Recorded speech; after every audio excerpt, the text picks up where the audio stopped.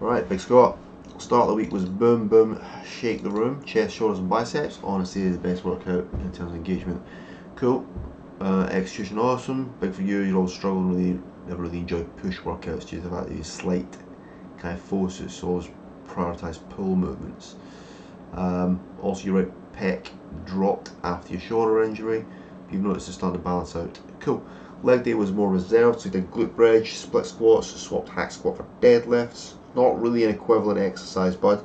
So if you're going to swap hack squats, it needs to be for some sort of squat pattern. Knee felt a bit achy after, but you're keen to keep testing the water and do a slow eccentric leg press. Brett Contreras glute dom style. Oh, glute dominant style. Yeah. I mean that's not really Brett Contreras that came up with that, but I know he likes to try and claim ownership of anything glute based. Likes to try and claim he's invented glute training. Glute bridge, light leg extensions to further test. Pull workouts, right lat still finding hard to engage. Persevere with shoulders and arms workout, back end of the week, cool. Seeing progression in terms of feeling fuller and getting stronger in all exercises. Any suggestions how you can balance out your left arm and your dominant arm looks bigger? I need to see the photographs, I'll have a look at that in a second. Main three development areas are left bicep peak, right lat engagement, and your glutes. So yeah, so on that, sleep is good, stress levels are minimal, business is doing 30 hours PT, so where you want to be, cool.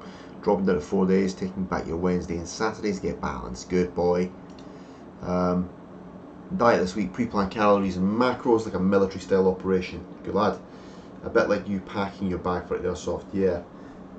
You've become obsessed and you haven't picked once at your son's leftover food, good.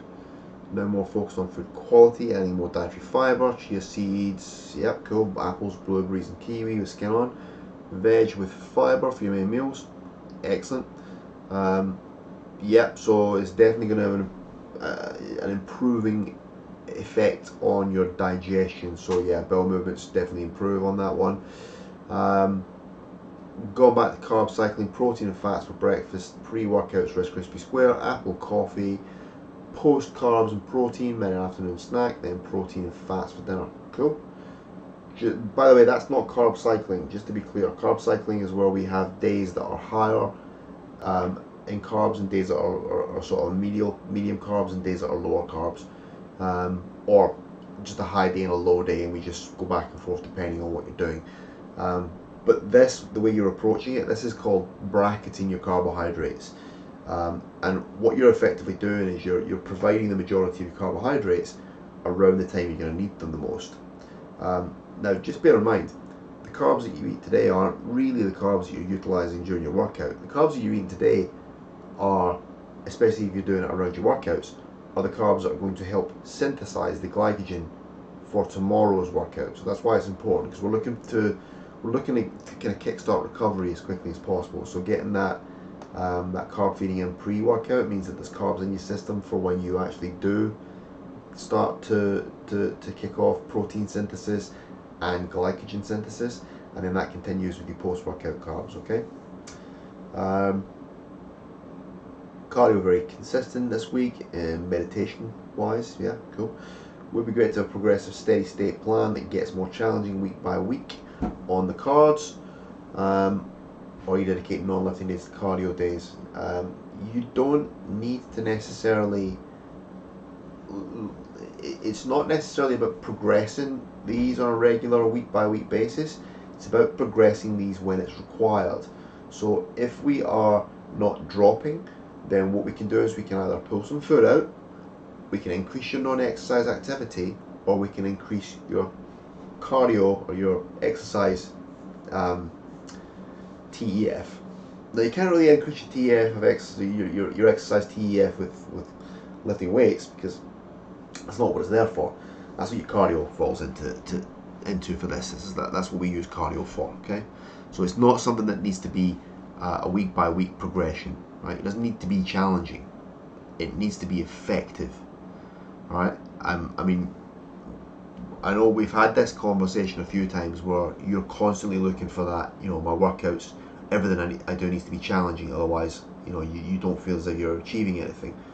if your body weight's moving, if your waistline's moving in the right direction, that's what you're achieving. So we're looking for effective exercise, not just exercise for the sake of exercise. And when it comes to cardio, we utilize that as a tool to progress your calorie output, not as a tool to make you feel as if you've had a good workout, right? You can walk out of the gym feeling you've had a shitty workout, but as long as it's been effective, that's kind of the point, right? Anyway, you did mix it up, 3 steady state on a cross trainer on 2 interval based sessions using a rower and bike erg. Cool. Core work training twice per week, sticking with cable and reverse crunches, incline on a bench. Cool. Can't do hanging leg raises due to shoulder injury. I wouldn't do hanging leg raises anyway. That it's quite a sort of an advanced movement, and most people don't do it right. So I wouldn't even bother with that. Cable crunches, make sure you're doing those correctly. You're only looking to pull your rib cage towards your pelvis, no further. It's not about going all the way to the floor. Okay. Reverse crunches. What's it say? Yeah, reverse crunches are actually a fantastic exercise if you do them right. Make sure you're pushing your lower back into the bench as you lower your legs. Okay, that's really important. Cool. Might be worthwhile looking at a bit of shoulder mobility work as a dedicated part of your week. Tons of resources for that. If you want me to give you some information on that, let me know. Weekly summary. Right, so we're down by 1 centimetre on the waist, 1 centimetre on the neck, 0.5 centimetre on the hips, 0.5 centimetre on the thighs, 1 centimetre on the chest, arms unchanged, rocking and rolling. So I'm pretty happy with the progress there. In terms of your measurements, 84.2 is an average body weight versus last week, which was 85.4. So big step forward, almost a kilo off, Scott. That's what happens when you get after it. Okay, so really good. This is pretty fucking good progression. Let's just have a quick look and see if you've done some pictures for me. Yes, you have. Let's have a look.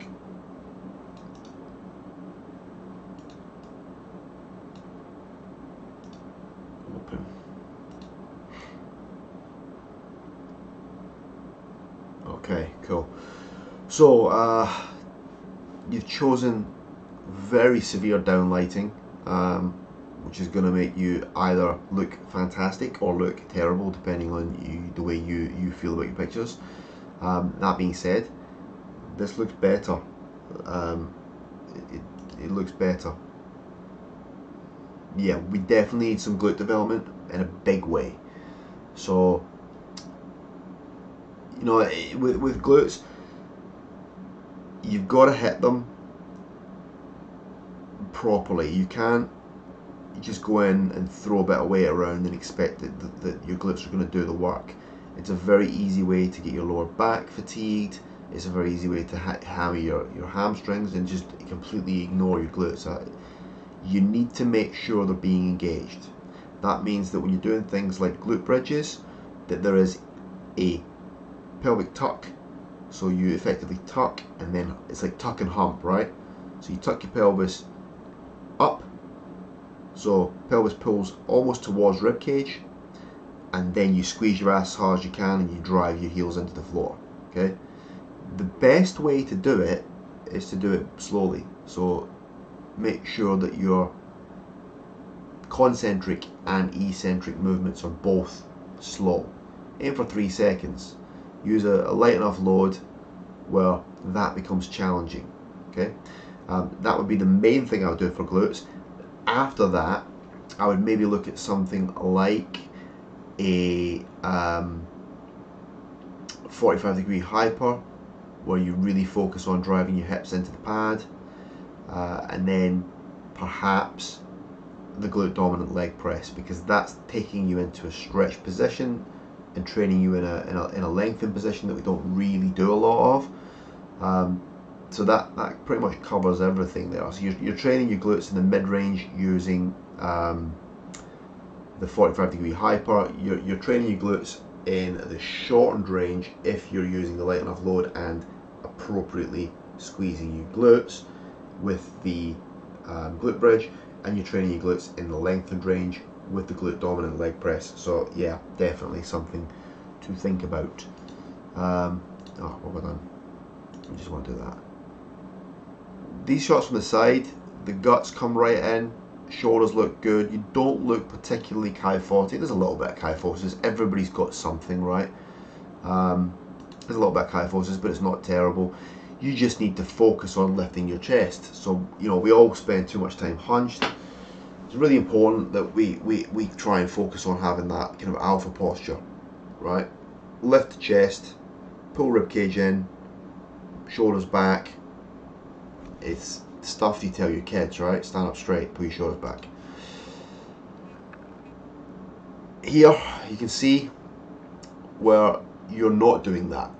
Okay, so you've got a bit of lordosis through here, and you know the kyphosis through here as well.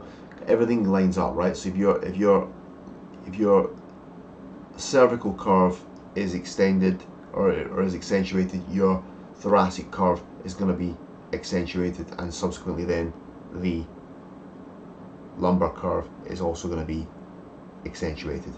So we need to squeeze butt, squeeze abs, lift chest. Okay, real simples. This looks pretty decent, to be honest. You know, I know you're carrying a bit too much fluff for your liking, but this doesn't look bad. This doesn't look bad at all. Right, so things to consider. First of all, this elbow's higher. Okay, so I kind of need to see what I'm doing here.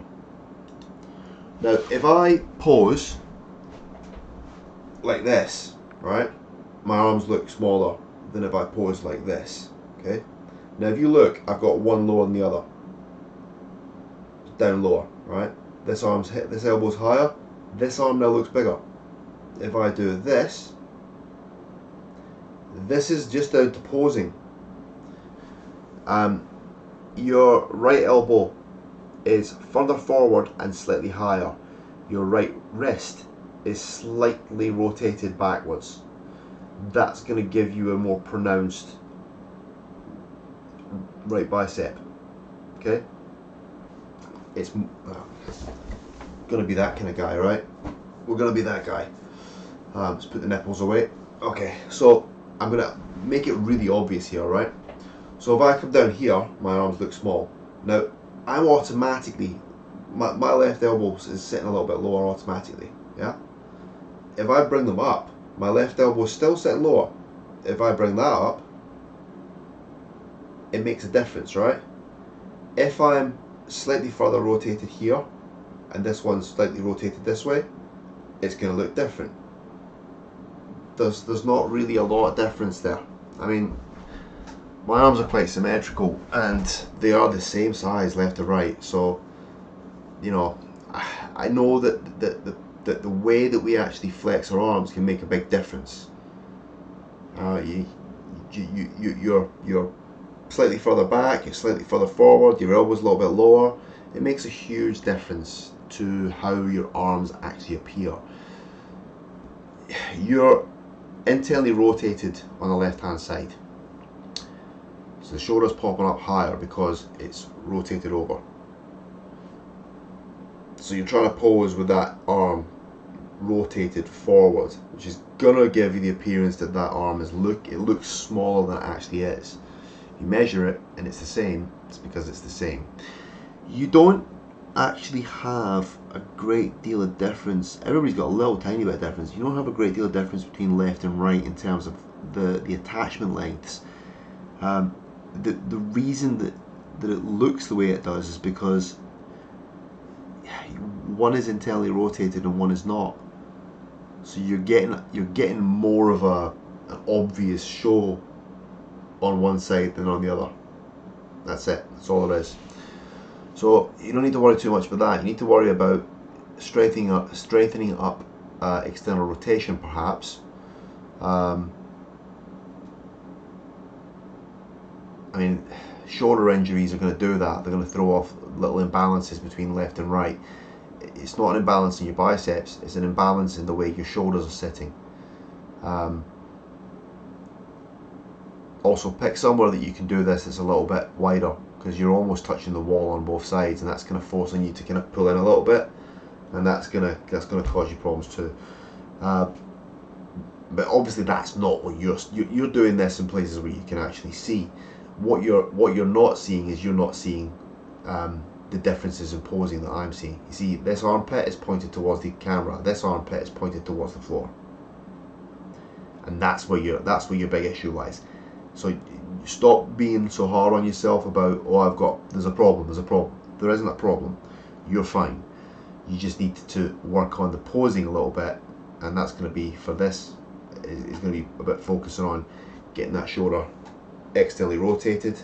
Easy way of doing that. Put your elbows up, make sure they're that's the same angle from your body, right? Push them forward slightly, push the wrists back, and then stand up nice and tall, and you should be in the same sort of position left to right. And if you aren't, then we need to work on external rotation, okay? Now, food wise, I know you know what I'm going to tell you. We don't need to make any changes because it's working. So, you know, you've done everything right. It's absolutely working.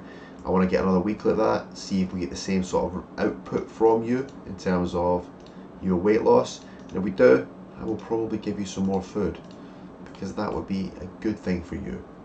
Any questions, any problems, any issues, you know the drill. Drop me a WhatsApp.